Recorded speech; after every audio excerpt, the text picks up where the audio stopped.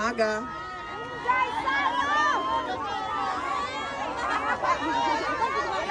Maraming salamat. Mahal ko kayo, kaya po ako nandito dahil Dili mo na siya tambok mo. Sa TV.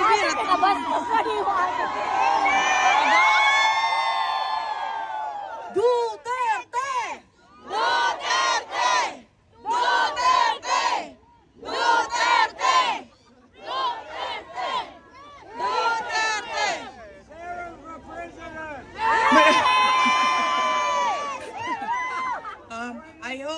I hope you can vote for me in the future. Yes? You need to register for overseas absentee voting in the Philippine Embassy. Yes? Mga kababayan, Assalamualaikum warahmatullahi wabarakatuh. Madayaw ug maayong adlaw kaninyong tanan. Magandang araw sa inyong lahat. Unahin ko po muna ang aking mga pagpapasalamat dahil baka sa sobrang excitement natin, makalimutan ko po ang mga pagpapasalamat. Una po, ang pagpapasalamat natin sa Diyos. Dahil ibinigay niya ang araw na ito para sa ating lahat. Napakaganda ng panahon, walang ulan. Pero malamig. Pero, yes ma'am, napakalamig. Ano, Joy? Opo. So, sana huhubarin yung jacket ko, ma'am, pero sinabihan ako na mag-uniform daw ako habang nagsispeech. At alam nyo, marami kahapon sa buong mundo ang hindi na binigyan ng isa pang araw ng Diyos. Pero tayong lahat ay nagising ngayong umagang ito, bumangon at nagtipon-tipon dito sa Parliament Gardens para sa ating bayan. Maraming salamat sa Diyos. Pangalawang pagpapasalamat po ay ang pagpapasalamat ko sa mga organizers at volunteers ng ating programa ngayong hapon na ito. Nagpapasalamat po ako sa kanila dahil tinulungan nila kami na kumuha ng permit, makipag-coordinate sa Australian government at mabuo yung mga gamit na kailangan natin ngayong hapon na ito para sa ating pagtitipon. Pangatlong pagpapasalamat ko po ay para sa Australian Police dahil tinulungan nila tayo na maging maayos at maging mapayapa ang ating pagtitipon ngayong hapon na ito. Palakpakan natin sila. Salamat sa inyo. Ang pang-apat po na pagpapasalamat ko ay sa aking mga kasamahan sa Office of the Vice President dahil sa kanila ang pagod, walang tulog, pawis at hirap para makipag-usap sa ating local Filipino community dito sa Australia para sa ating programa ngayong hapon na ito. At ang panglima po ay ang pagpapasalamat ko sa aking mga fellow speakers. Narinig ninyo sila kanina at nandito din ang ating vlogger na si Maharlika mula sa United States at yung mga iba pang kasama namin kanina para magbigay ng mensahe sa inyong lahat. Ang susunod na pagpapasalamat ko ay sa inyong lahat. Mga kababayan, una po, pagpapasalamat sa patuloy ninyo na pagdarasal para sa kalayaan ni Pangulong Rodrigo Duterte. Maraming salamat po sa inyong dasal araw-araw. Hindi lang dito sa Australia, sa buong mundo at lalong-lalo na sa Pilipinas. Napakarami po ng nagdadasal na siya ay maibalik na sa Davao City at sa Pilipinas. Ang pangalawang pagpapasalamat ko po ay mula po sa akin. Papasalamat ako sa suporta ninyo, sa tulong ninyo, sa kampanya ninyo, sa boto ninyo para sa akin noong halalan noong 2022 at sa patuloy ninyo na pagtitiwala sa akin kahit na marami ang... Nabudol! Sorry, ma'am. Maraming nabudol! I'm sorry.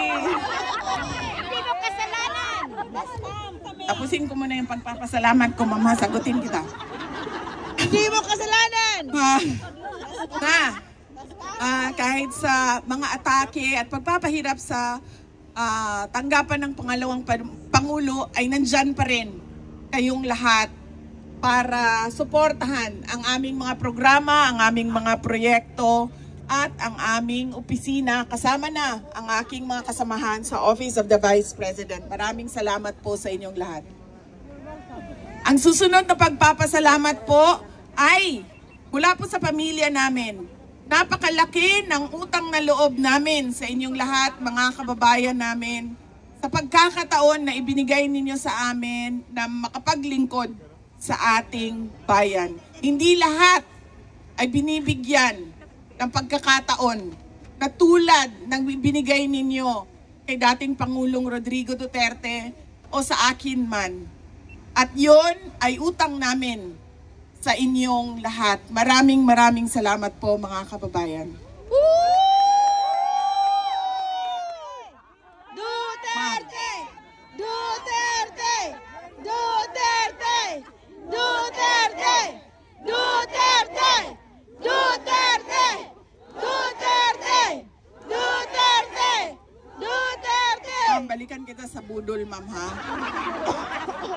I-acknowledge lang po natin muna ang mga iba't ibang lugar, mga tiga iba't ibang lugar na pumunta dito sa Melbourne ngayong araw na ito para dumalo sa ating programa.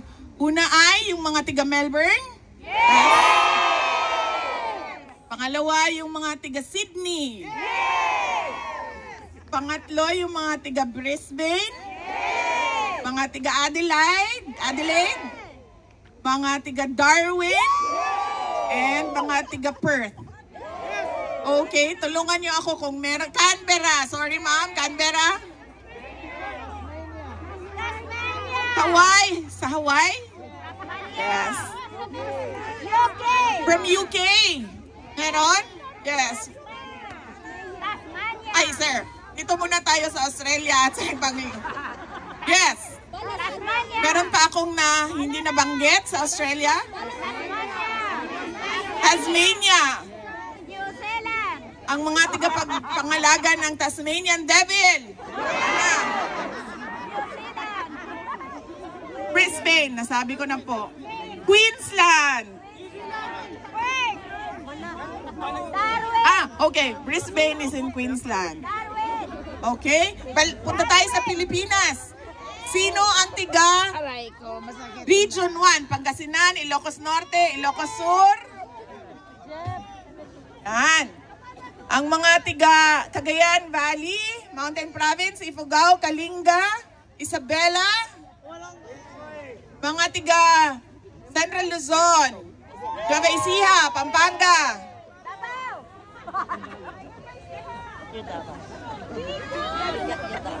Ang mga tiga Southern Luzon. Ano ba Southern Luzon? Ay, sorry, ang mga tiga NCR, National Capital Region. Manila, Pasig, Quezon City. Yan, nasa gitna. Ang mga tiga Southern Luzon, Calabarzon, Cavite, Laguna, Batangas, Rizal, Quezon, Bicol. Yan. Well represented tayo, no? Andyan lahat. Andyan lahat ng languages, ang dialect. Western Visayas, Panay Island, Negros Island, Siquijor. Walang representative ang Siquijor. Kailangan natin sila. Alam niyo na kung bakit.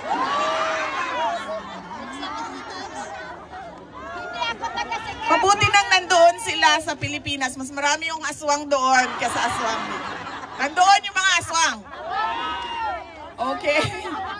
Ako lang aswang dito! Cebu! Bohol! Leyte! And Samar.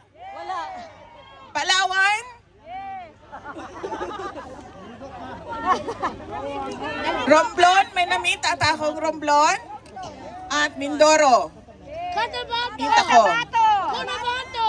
Oo, papunta na tayo sa Mindanao. Unahin natin yung islands. Basilan, Sulu, Tawi-Tawi. Yan.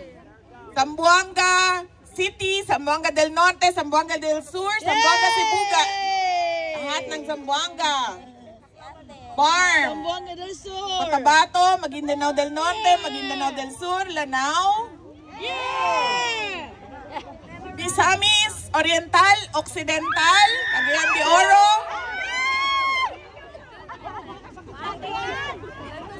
Bukidnon. Okay. Agusan del Norte, Agusan del Sur.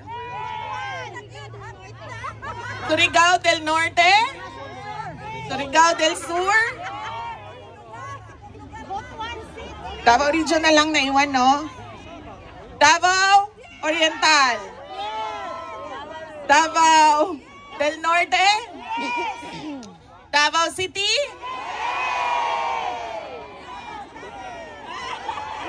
Kaya pala biased kayo eh. Kasi dito Davao City pala kayo. I love Davao. Davao del Sur. Davao Occidental. Tama ba? Meron pa akong hindi nabanggit? Davao del Sur, ma'am. Digos.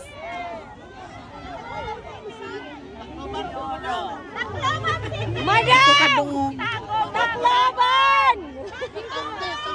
Tacloban. Tacloban! We love you! Tacloban? Yes! Yes, ma'am! Tayo mo lang! Ma'am, Tacloban. Kayo ang dahilan kung bakit nagkakaproblema ang House of Representatives. Kayo talaga, ma'am. Dahil sa inyo, magulo ang House of Representatives. Madam! Ayaw namin kay Loloy! Bakit daw ba ako nandito? Yun ang tanong nila lagi. Unang-una, wala po ako dito for the interim release. Pero nandito po ako dahil sa International Criminal Court at sa kaso ni dating Pangulong Rodrigo Duterte. At dahil sa ating bayan. Dahil ang dami-dami nating, daghan kitang mulo, dami-dami nating reklamo, ang dami-dami nating gustong makita sa ating bayan, pero hindi natin nakikita yon. Gabi, meron kaming small meeting consultation. Dahil napakahalaga sa amin ang mga input, advice ng Filipino communities abroad. Bakit ba? Dahil kayo yung nakatira, nakatrabaho sa iba't ibang bansa. And therefore, you have seen the best of the world and the best practices of governments around the world. And what is our dream? What is our vision? To get that and do it for our country. Diba? Because kaming mga nandoon na hindi pa nakatira o hindi man lang nakatrabaho sa ibang bansa, hindi kami ang may monopolya ng kaalaman. Nandun sa napakalaking global community of Filipinos ang kaalaman kung ano ba ang pwede nating dalhin at gawin para sa ating bayan. Kaya po tayo nandito dahil din po sa bayan, para sa ating bayan. But before that, I would like to talk about former President Rodrigo Duterte and his influence in my life. Marami po ang nagtatanong, kamusta na si dating Pangulong Rodrigo Duterte? Sinasabi ko sa inyo, hindi niyo pa siya nakita na ganito kapayat sa mga maalala ninyo sa kanya. mga panahon na naging mayor siya, na naging vice mayor siya, na naging congressman siya, at naging president ng ating bansa. Bakit ba pumayat? Dahil unang-una, hirap siya sa kanyang kalagayan. Hindi naman kasi siya marunong ng gawaing pambahay. Hindi niya magawa yon dahil lahat yon ay ginagawa para sa kanya. Simula nang siya ay pinanganak. Simula sa ng nanay niya, papunta sa girlfriend niya, papunta sa asawa niya, papunta sa girlfriend niya balik. Nasaan na ba si Maharlika? Ito si Maharlika, meron siyang content sa away ng mga girlfriend no? Yes, ma'am. Sabi ko nga doon sa kasamahan ko, sabi ko, alam mo, talino talaga to si President Duterte. Hindi siya nag-asawa ulit. Nung sila ay naghiwalay ng nanay ko, hindi na siya nag-asawa ulit. And therefore, ngayon, wala sa kanila ang makapagsabi na siya ang pwedeng magmamay-ari kay dating Pangulong Rodrigo Duterte. Dahil lahat sila ay pare-parehong girlfriend lang. Kaya mga lalaki, kapag kayo ay pinalaya ng asawa ninyo, wag na po kayong mag-asawa ulit.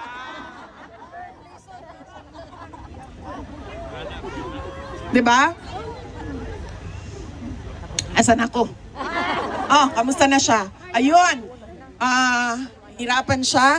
Pangalawa, yung malamig. Kasi kahit daw may heater sa loob, pumapasok pa rin yung lamig doon sa kanyang kwarto. At pangatlo, yung pagkaluto ba ng pagkain ay hindi yung traditional na Pilipino na luto. Naiintindihan namin na sinusubukan talaga doong detention unit na bigyan siya ng pagkain na magugustuhan niya dahil it's culturally appropriate. Pero syempre, sabi nga nung mga Pilipino na tiga-Hague, ang mga Dutch daw hindi marunong magluto ng kanin. Oo. Hindi daw sila. Pero nagpapasalamat kami kasi ilang araw lang na dumating si Pangulong Duterte sa Hague ay gumawa sila ng paraan na mabigyan siya ng kanin o rice sa kanyang meals. Kaya nagpapasalamat kami doon. And syempre, yung lungkot niya na wala siya. Yes, ma'am, isa din yon yung lungkot niya sa walang girlfriend. Pero may I just say, ma'am, no? Kasi magaganda yung mga lawyers niya. Yung isa is a Singaporean Spanish. So Singaporean Spanish siya. Yung isa is Dutch. No? So, at araw-araw yon bumibisita sa kanya.